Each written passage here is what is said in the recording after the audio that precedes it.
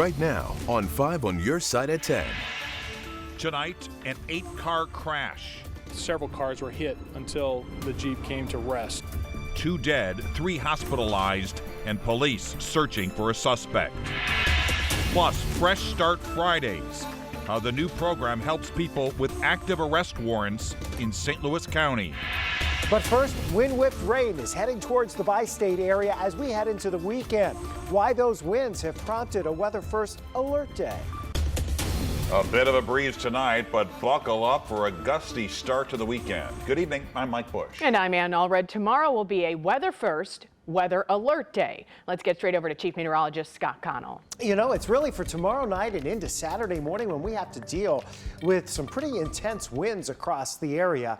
And that's why we've upped it to a weather alert time here for us. Let's show you what's going on. Storm systems developing right now out in the Four Corners region. This is a strong storm system. It is a big wind machine for the bi-state region. Sure, there'll be some showers and thunderstorms, but really for us, it's all about the winds. By lunchtime tomorrow, winds are gusting 30 to 35 miles per hour in some spots. Those gusts will continue into the evening and actually pick up as we head towards midnight with gusts above 40 miles per hour, especially going onto the Illinois side of the river. That's where it looks like the strongest winds will be. Some 40 to 50 mile per hour wind gusts are certainly possible. And then as we head through the day on Saturday, those winds will ease a bit. Not surprisingly, we do have a wind advisory in effect. This includes the Metro East and pretty much all of our Illinois counties except Monroe County. Gusts 20 to 25, pretty sustained most of the day on Friday. And then overnight into early Saturday, we'll see those gusts to 50 miles per hour. Tonight, 2 people are dead. 3 others are in the hospital after the multi-car crash in the Dutchtown neighborhood. This crash happened this afternoon on South Grand near St. Mary's High School. Our Robert Townsend is live downtown tonight with calls to make that stretch of road safer. Robert. Mike and Ann, hours ago, there was a large crowd at that scene. Tonight, people are still thinking about those young people who lost their lives. The black car was speeding up this way. This woman, just one of many witnesses who told St. Louis police shortly after 2 Thursday afternoon, a Jeep full of teenagers sped down South Grand near Taft Avenue. Moments later, police say the Jeep hit 7 parked and moving cars, flew into the air, and landed on its side near this vacant building. The black car had hit the white car, and the white car shooted up front, and the black car had flipped. 2 people in the black Jeep died at the scene. Paramedics took 3 others to a hospital. Police say after the wreck, one of the guys ran off. We don't have any idea how it started or have a picture of what happened. That's why accident reconstruction is here. It's terrible. 25th Ward Alderman Shane Cohn heard the loud impact and rushed to the scene. He lives a block away. Alderman Cohn and other community leaders say in recent months, multiple car crashes have occurred along this stretch of South Grand. They also say speeding is an ongoing problem. We don't need to continue to just dump money into more traffic studies. We need enforcement. I mean, it's a complete disregard for other people's safety. Nobody else was hurt in the car crash. Tonight, police still have not given us any update on those victims. We're live downtown. I'm Robert Townsend, 5 on your side. A St. Charles County man has been sentenced to death for the murders of 4 people. Richard Emery was convicted in the murders of his girlfriend, Kate Caston, her 2 young children, and her mother. They were found shot inside their St. Charles home in 2018. A judge handed down the death sentence this afternoon following last month's recommendation by the jury, a decision both the prosecutor and police chief agree with. I feel like that it was the appropriate thing, and we're hoping this gives a little bit of sense of closure to the family and to the officers that had to deal with this traumatic incident. It'll be something that will stay with him for a long, long time. Immediately following the decision, the defense filed a motion to appeal, and that process could take years. Tomorrow starts Fresh Start Fridays in St. Louis County Municipal Court. The new program will help people who have outstanding warrants. New tonight, our Laura Barczewski spoke with officials about the importance of giving people a second chance. And County Executive Sam Page and the Administrative Judge Dan Brown say this new program will allow people with warrants for nonviolent offenses or court payment problems to deal with them virtually via video chat every Friday. Instead of walking in the St. Louis County courtroom doors to deal with outstanding warrants, now you'll be able to just hop on your computer or phone on Fridays starting at 1 o'clock. A lot of people with warrants are scared to come to court. There's this notion, well, if I go to court to try to deal with my warrant, I might get arrested. Well, first of all, that's just not true. If you come to St. Louis County Municipal Court and you've got a warrant, we're not going to arrest you. We're going to give you a new court date. At 2 o'clock, the court will handle cases virtually for people who are having trouble paying their court fees. If you don't pay, it can definitely affect your credit because it ends up going to collection. So we want to avoid all of that and give individuals an opportunity to get more time. If you know you're going to need more time, all you have to do is ask. St. Louis County Executive Sam Page says this will hopefully make a difference in people's lives by giving them a fresh start. These can accumulate more fines. An outstanding warrant is certainly disruptive. It's in the system. Employers check these sort of things. It may keep somebody from a job opportunity that they otherwise would have had. Page says if put to good use, this could potentially free up county resources and law enforcement officers. We do understand that people make a mistake and we want to give them a chance to resolve those. And we'd like to have our police not worried about these traffic warrants and these other minor offenses. We'd like for people to clear them. And we'd like to have our police to continue to focus on violent crime. That's where they need to be spending their time. If you don't have access to the internet or have trouble getting to the courthouse, they can work with people on a case-by-case basis. So if you have questions about Fresh Start Fridays, you're asked to call the court at 314-615-8760. Some students will soon return to the building where a deadly school shooting took place last week. Collegiate School of Medicine and Bioscience shares a building with Central Visual and Performing Arts High School. Collegiate students will resume classes with virtual learning on Wednesday. The plan is for them to return to the South City campus next Monday, 2 Mondays from now, November 14th. The district is still working on a back-to-school plan for students and staff at Central VPA. It's been a trying time for our community. Right now, mental health professionals are standing by to take your call. Just call 314-469-6644. Project 5 has partnered with Behavioral Health Response to provide counseling. Counselors are available until 10:30. Election Day is just 5 days away. No excuse absentee voting in Missouri has been going on now for a week, and nearly 30,000 people in St. Louis County have already cast a ballot. We found some voting locations in St. Louis County very busy. Others, people were getting in and out very quickly. Absentee voting ends on Monday. Now, one of the hot button issues Missouri voters will decide next Tuesday, whether or not to legalize recreational marijuana. Brent Solomon joining us now with reaction from both sides of this issue. Brent? Mike, let's face it, because recreational marijuana is illegal in Missouri but legal in Illinois, tax dollars are going across the river. Next week, you can vote to change that, but some are saying not so fast. Voters are going to vote next week, and I think they're getting swindled.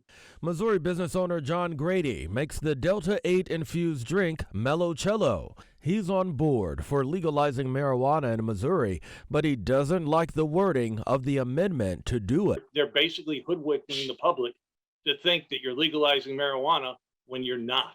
He's referring to civil and criminal penalties involved if you violate provisions of the amendment. Illegally selling it, that remains a crime. If approved, you will be able to possess 3 ounces of marijuana. He points to a growing number of elected leaders who endorse it. Senator Stephen Roberts, Representative Nick Shore, and Alderpersons Megan Green and Jack Kodar. One person you won't find on that list, though. I think they need to go back to the drawing board. Mayor Tashara Jones opposes the measure. She wants to see more business owners afforded the opportunity to sell. It's not going to provide the equity that we need right now in the marijuana industry. This current bill was written by those who currently are in the industry. So I think that they're putting their thumbs on the scales. There are challenges associated with that, but this does guarantee a minimum of at least 144 new business licenses, and that's, again, a minimum. More can be issued. Local governments would have jurisdiction over things like consumption lounges or culinary experiences, and those things could be licensed locally with those rules set by that municipality. Now, another debate is whether it's best to have voters approve this or let state lawmakers do it.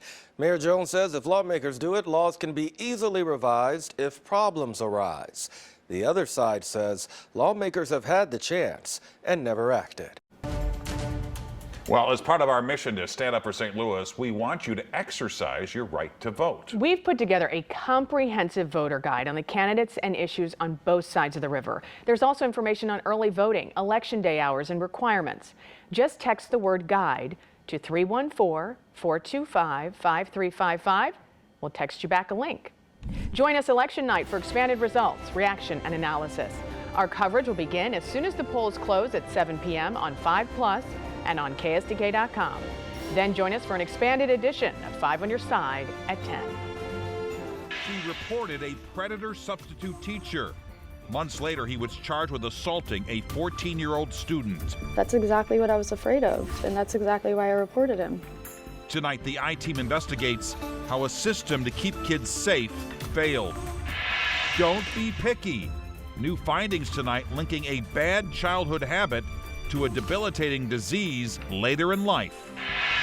This energetic storm system's heading our way into the weekend, bringing us rain and a lot of wind for part of the weekend. Why we have an alert day on Saturday and what you need to know as you make your weekend plans. New tonight, our I-Team finds out a school district was warned about a substitute teacher months before his arrest for assaulting a student. In a story you'll only see on 5 on Your Side, another victim tells our Christine Byers she reported him through the state's Courage to Report system and how it could be failing others too. When Maura Benson saw the headline, St. Louis County prosecutors charged that now former substitute teacher with rape and sodomy. I knew it was him. I knew it. And that makes me so sick to my stomach. Benson met Brandon Holbrook shortly after she turned 18 and had begun her senior year at Melville High School. It was August of 2019, and Holbrook's profile caught her eye on a dating app. He was 9 years older than her. I was kind of thinking, well, why can't he date someone his own age or something? But I also kind of liked the excitement of it all. Soon into their relationship, she says the abuse began. Making him feel good was supposed to make me feel good. So did the terrifying confessions. The closer I got with him, the more he would reveal things of that nature, more like very pedophilic fantasies. A year and a half later, she'd had enough. He knew that I was kind of slipping out of his reach. She went to his house to end things. That's when she says he raped her. I was just so traumatized at the point that I was just trying to survive. She didn't go to the police.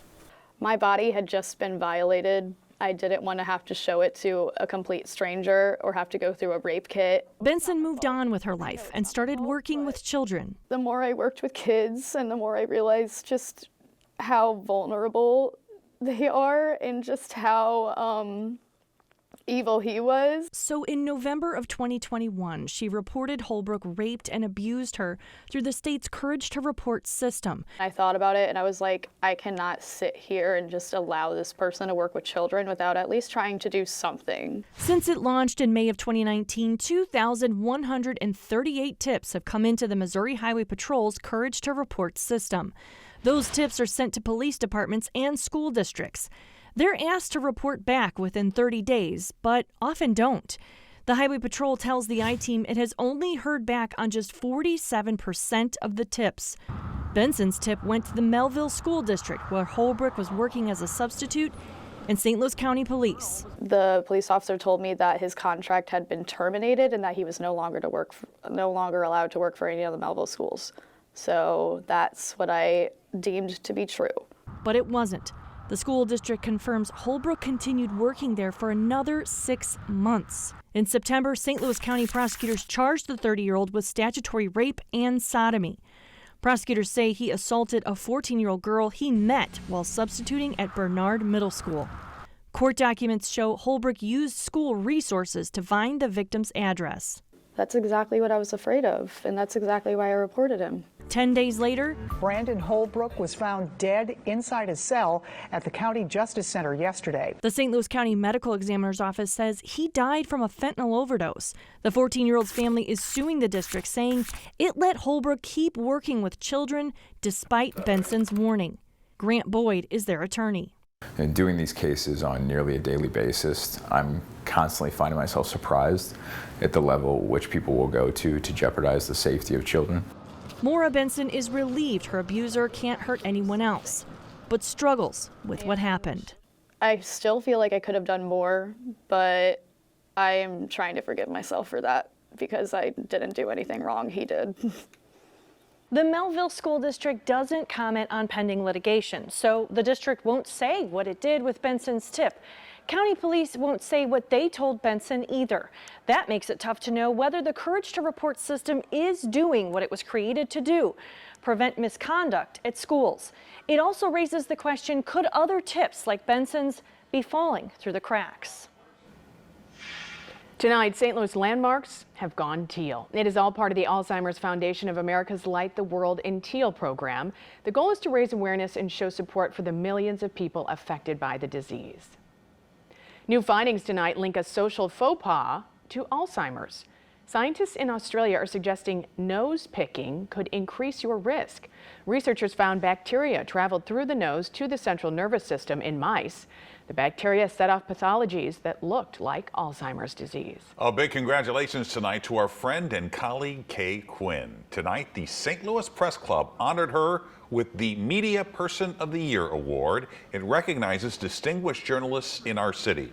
Kay has spent nearly 34 years covering St. Louis here at 5 on Your Side, and our Rennie Knott served as MC of tonight's awards dinner, which benefits scholarships for student journalists. Chief Meteorologist Scott Connell joins us now with the Weather First forecast, talking about that rain and wind, Scott. Yeah, rain and wind, and that's why we have an alert day on the way heading into Friday night and the first part of Saturday. You know, we've done storm alerts for a long time at 5 on Your Side, and so now we've kind of expanded that, and we've added our weather alert days, and they're orange. Why are they orange? Well, orange kind of steps up towards red. Red is a bigger deal.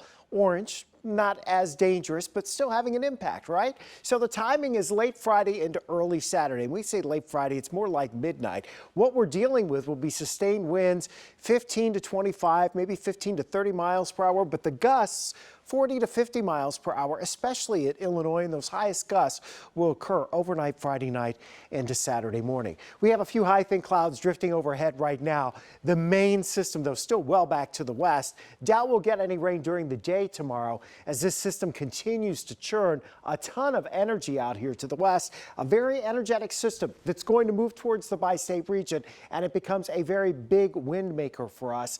We'll get some rain and potentially some thunderstorms, but as far as severe weather goes, that should be down in the Arklatex. Eastern portions of Oklahoma, western Arkansas, northwest Louisiana into Texas, right on the leading edge as that front's coming in tomorrow evening. We should stay dry through the evening rush hour, probably until 10 or 11 o'clock. Our western counties start to see this line of showers, maybe a few rumbles of thunder sliding in as we head towards 11 o'clock, midnight. We work towards 1 o'clock, starts pushing through the metro east and heads over towards Interstate 57 by 3 to 4 o'clock in the morning. After that, that's the main line. It becomes much more scattered. We'll actually see skies clearing out later in the day on Saturday. Problem is we're going to be dealing with these winds, and they will be quite gusty throughout the day on Friday. They'll pick up some heading into Friday evening.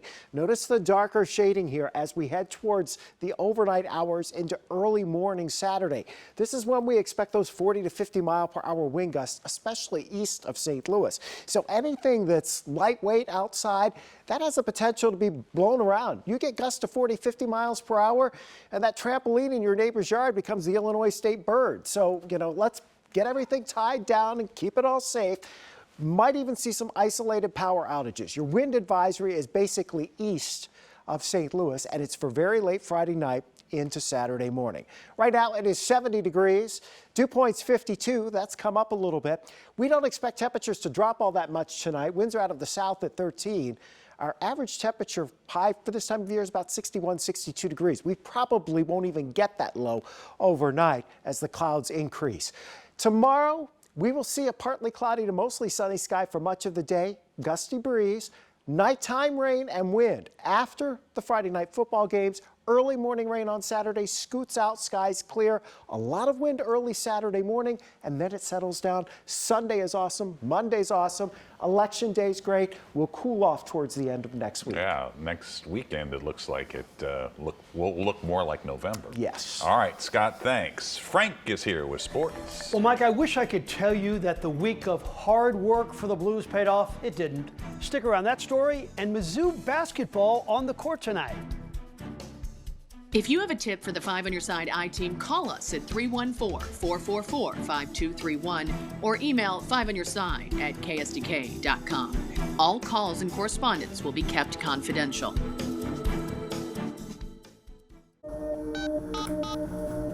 When you call 911, you shouldn't wonder if you're going to be put on hold. Too often, that's what happens. Our 911 center is understaffed, underpaid, and needs new technology. It's unacceptable. If you call 911, you deserve an answer right away. It's a basic city service, and we've got the money to fix it. There's no excuses. You deserve better. That's why I'm running for president of the Board of Aldermen. Eric Schmidt, honest, hardworking, patriot. Washington could use more of that. Schmidt is working to create jobs, tackle inflation, and reach across the aisle to get things done. Eric is a champion for innovation, ensuring America remains the hub for blockchain technology and the next generation of the internet. More American jobs. Eric Schmidt for Senate. Crypto Innovation is responsible for the content of this message. Ashley Hunsaker celebrated the day Roe v. Wade was overturned, saying that this would empower women. Really? Do we want Ashley Hunsaker to decide what happens to all women's bodies? Not the mother, family, or even their doctor? No exceptions for rape, incest, or to save lives? Taking that decision from us absolutely does not empower women. What does empower women? Stopping anti-choice extremists like Ashley Hunsaker. As millions flock to the metaverse, many are experiencing unnecessary pain and suffering. Injured? Just dial pound law. That's all. Morgan & Morgan, America, and now the universe's largest injury law firm.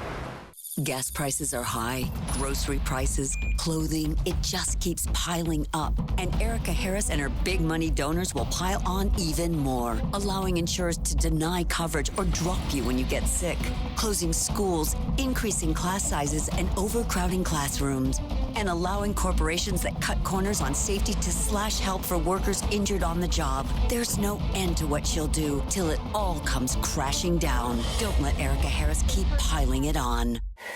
Tomorrow, it's a can't-miss morning on Today. Ashton Kutcher is lacing up for a good cause for his first New York City Marathon. And Darius Rucker like you've never seen him before. I understand we've got an announcement to make. Yeah. Tomorrow on Today.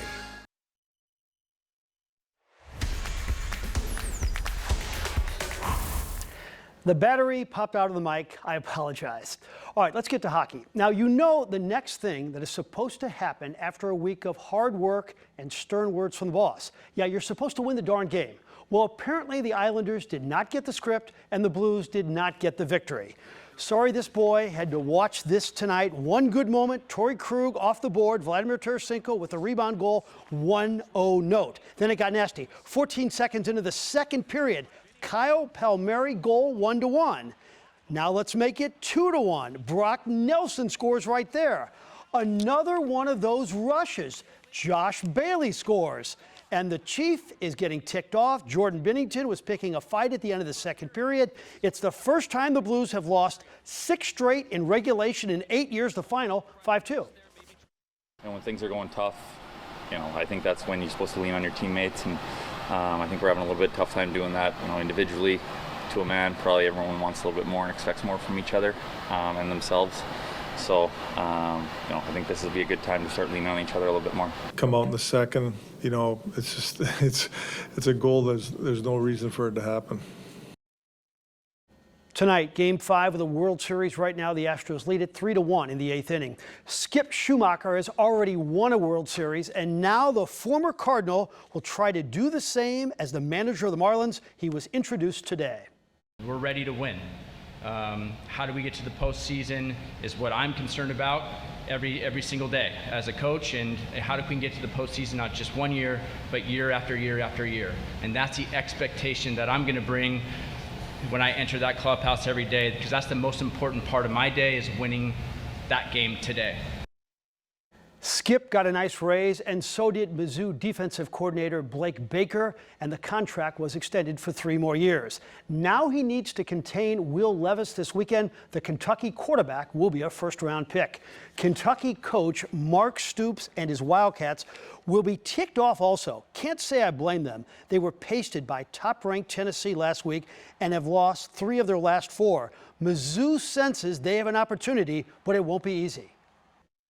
My anticipation is they're going to play their best game of the year. They're going to want to atone for last week. I know they're all going to sit there and think that this is a game that they can come win. And so, it's going to be important for us to play our best game. Mizzou against Wash U tonight, and they need this guy to be good this year. Missouri State transfer Isaiah Mosley. He is gifted, and this guy is a tank. That's Kobe Brown. He led everyone with 25 points, 11 rebounds. Mizzou wins it 89-61 over Wash U. The undefeated Philadelphia Eagles in Houston tonight. One of the stories of the year. Jalen Hurts hooks up with Dallas Goedert for the touchdown. The Eagles soar to 8-0 with a 29-17 victory. And be with us Sunday night, right after the Chiefs beat the Titans. Corey Miller will be in Kansas City reporting and tailgating. We go one-on-one with the great Trent Green, and we go back in time to look at a legend, Hank Stram. And that will do it in sports. Looking forward to that, Frank. Thanks. Well, inflation won't be the Grinch who stole Christmas this year. The National Retail Federation predicts holiday spending will be up 6 to 8%. But shoppers will likely lean on credit cards and savings to pay for all those gifts. Pie for Thanksgiving, but we're not talking about pumpkin, pecan, or apple. Inflation has some skipping the bird this Thanksgiving. A survey by Personal Capital found 1 in 5 Americans doubted they could cover the cost of the holiday turkey dinner. Gen Zers who were surveyed say they're opting for meals of soup, salad, and pizza. Well, they do put a lot of stuff on pizza these days. I mean, I know people put on pineapple and Yep. So what's cranberries and turkey on pizza? I'm sure there's someone out there that has done this. Yeah, doesn't sound good. There you have it. 5 on your side at 10. The Tonight Show starring Jimmy Fallon is next. Start your Friday with Today in St. Louis beginning at 4 a.m. Have a great tomorrow.